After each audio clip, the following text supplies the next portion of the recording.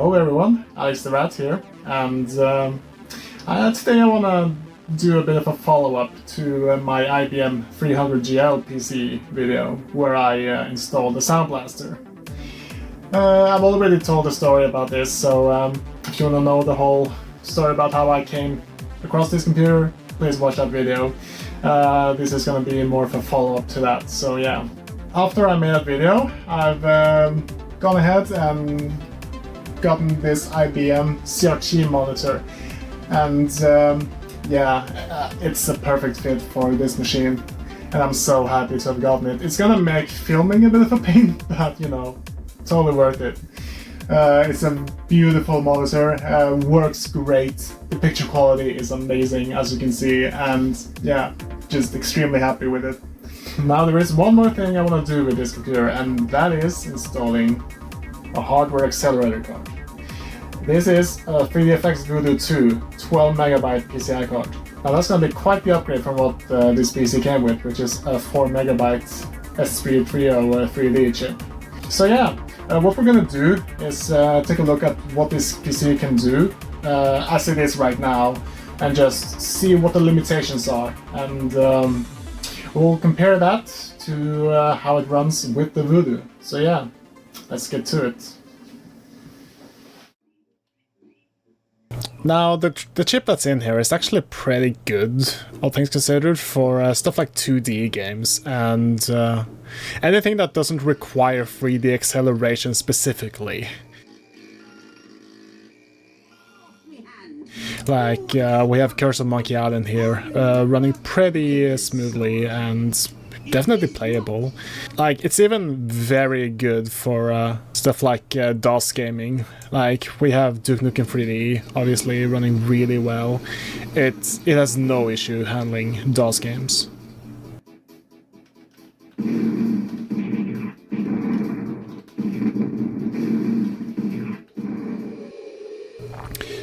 The problem really comes when we get into some of the 3D games. Some early 3D games, it has no issue running, like MDK. Runs pretty smoothly. This is a game that utilizes the CPU more. It was built for MMX CPUs, and mostly uses the CPU for the 3D stuff. So this is a game that doesn't really require a 3D accelerator to run well. Now, Quake is a bit of a strange beast on this computer in particular. I can only run the DOS executable on the integrated chip. I've tried running WinQuake, that just crashes. GL Quake doesn't even start. So yeah, the main problem, obviously, as you can see, is that the frame rate is extremely variable. Like, it goes from very fast to very slow in an instant, and that is an issue. Like, it's not stable at all, so the game is pretty much unplayable, unfortunately. So as you can see, when we get to like anything more demanding, like Tomb Raider 2 here, you can see the frame rate runs pretty low. Like, we're getting 17, 16, yeah, around sub-20s here, which is obviously not optimal, but I would probably play the game like this when it was new. Like, if this was all I had, I wouldn't complain about it. Like, back in the 90s, you kind of just accepted what you had, in a way. So yeah, once we get here into the interior area, it's around 30 again, and it's much more tolerable. Because we aren't dealing... Yeah, so that's better. We aren't dealing with as much complicated geometry and shit, so... Yeah, we're getting around... Yeah, it's dipping a bit when there's a lot of stuff in view, but... Yeah, I think 30 is about the max you can get anyway, but... It's definitely not optimal, and you can truly see the limitation of that S3 chip here. And yeah, when we get into some of the more demanding games from the late 90s, like Sin here, yeah, it's obviously not gonna run optimally. I have it set to 320 by 240 here, which is the lowest resolution you can go, pretty much. And yeah, it runs alright. I would probably play it like this if I had no other choice, but obviously it's not optimal. And yeah, one of the reasons you would get a PC back in the late 90s would be to play Unreal Tournament. And this really demonstrates why you need a 3D accelerator to really enjoy this game. Like, even on the lowest resolution, it runs on around 30 frames per second, as you can see. And yeah, this is not how you would play the game back then. So yeah, if we boost up the resolution to 640 by 480, which is more akin to what you would want from this game, you can see the frame rate is halved. Like, it's around the lower 10s era, so yeah. So yeah, let's just get the Voodoo 2 card installed and let's see just what difference it makes. So yeah, there isn't much I have done since the last video. Did upgrade the hard drive. There was a 3 GB hard drive in there, which I've upgraded to 160 GB. Now, obviously, Windows 98 can't use more than around 123, I think, 155-ish. So I did create a 120 GB partition that the OS is using, and it seems to be handling it fine. Haven't really run into any issues with that. But obviously, 160 GB is overkill for this machine, and yeah, I'm pretty much maxed out how much storage I can have on it. There is a free PCI cell up here that we will use for our new graphics card, so let's go ahead and install that. Wow, yeah, I can feel that CPU really got pushed when we tested those games. It is piping hot. Well, it is winter and almost Christmas, so gotta stay warm, I guess. You know? It is nice that I don't have the same problem that I did last time with the card pushing against other things. I can know it's pushing against the cable here, but that's fine. I can live with that. It's not, like, at least it's not pushing against other components and shit. And that's secured. We're not done yet. Yeah, now that we have the card installed, you can see that it has 2 ports here. That's because we actually still need the integrated chip, because, as I said earlier, this is not a graphics card, this is a hardware accelerator card. It accelerates the existing card. So we need to patch this card into this card, which then connects to our monitor. That's why this video has taken a while to make, because I needed a patch cable. I didn't have that, so yeah.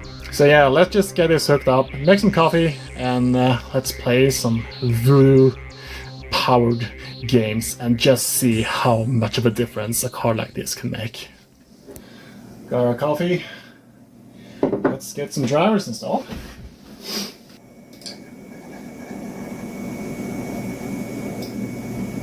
There we go, Voodoo 2 version 3.03 install. Don't quit on me now. Yeah, as you can see, now that we have the game running on the Voodoo, it is a lot smoother. Like, we are getting pretty much consistently 30 FPS here at all times.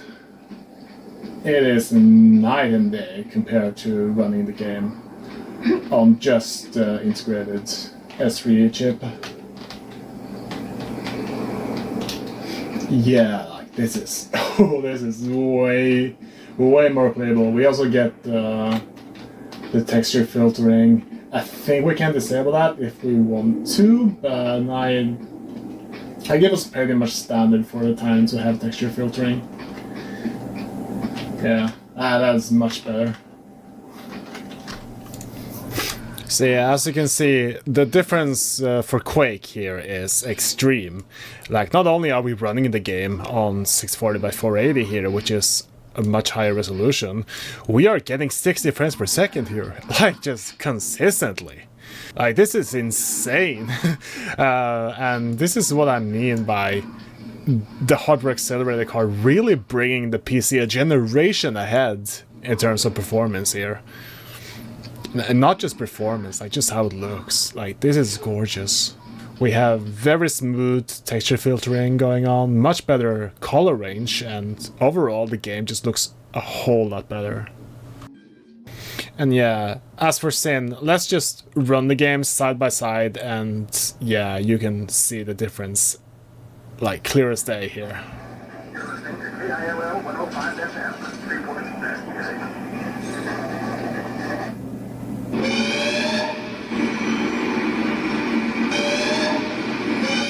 Tech Forces Emergency, Code Delta 9. Freeport City Bank was just taken over. Robbery in progress.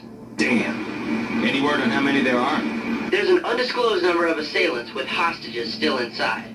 They're heavily fortified and deeply entrenched already. Get the assault chopper ready. Already done that, boss. Good work. What's the word from our team in that sector? It's not good, boss. We've lost contact and suspect that they've been cut off, or worse. All LHC units. Hostiles are armed and extremely dangerous. Approach with deadly force.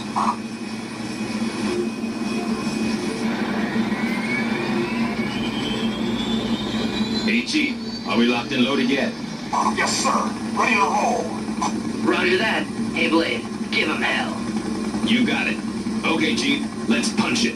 And yeah, when it comes to Unreal Tournament, yeah, obviously we are doing much better now. The game runs exactly how it should, looks exactly how it should. Yeah, this is how Unreal Tournament should look and how it should play. And yeah, obviously you could get some higher resolution textures if you used the S3 Diamond Stealth Savage card. You should check out LGR's review of that card if you can. It's a very fascinating card, and this was one of the few games that really benefited from high resolution textures. But yeah, just running on the Voodoo 2 here, this is perfect. Absolutely perfect.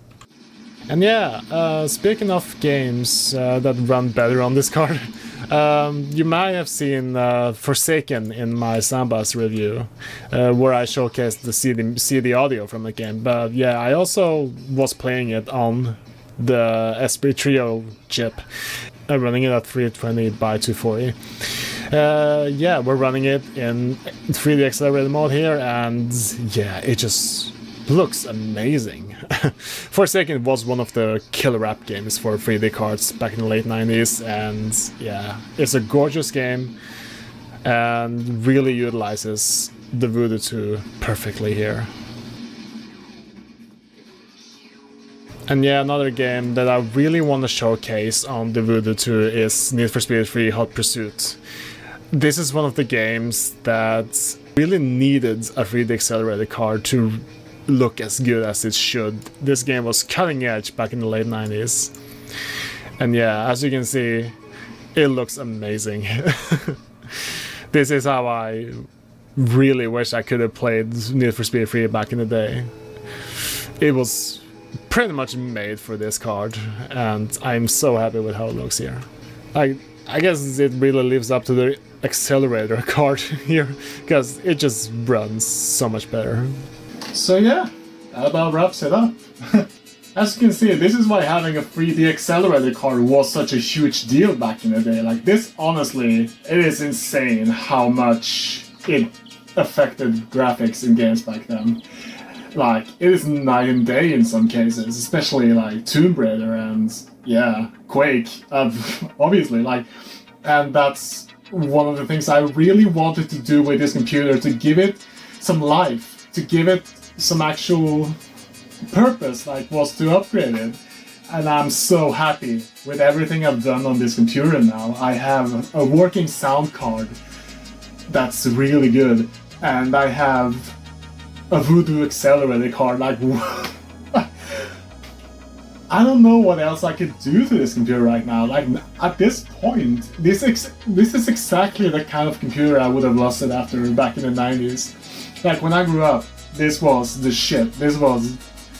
Even a desktop computer like this could be upgraded in this way, and that's one of the things I wanted to prove, was that even a cheap, like, factory computer like this can be upgraded and can be useful for something, like beyond just boring shit. So yeah, I guess I'm gonna go play something now. Gonna be hard to pull me away from this computer in the future, because yeah, it is very capable now, and I have a fully functional retro gaming PC right now, and this is a dream come true for me. I am so happy with this. So yeah, I just want to wish you all a Merry Christmas and a Happy New Year. I'm very excited about 2024. Got more stuff coming. There's already a Doom 30th anniversary video I want to work on. So yeah, I've got lots of stuff planned, especially now that I have this working. So yeah, if you want to support me, you can leave a donation on PayPal. There's a link in the description below. I'm very grateful if you want to do that, but it's fine if you don't. Like, subscribe, leave a comment. Like, absolutely, I love reading your comments and replying to them. Especially if you have similar experiences with 3D accelerator cards. But yeah, I will see you next year, and as always, take care.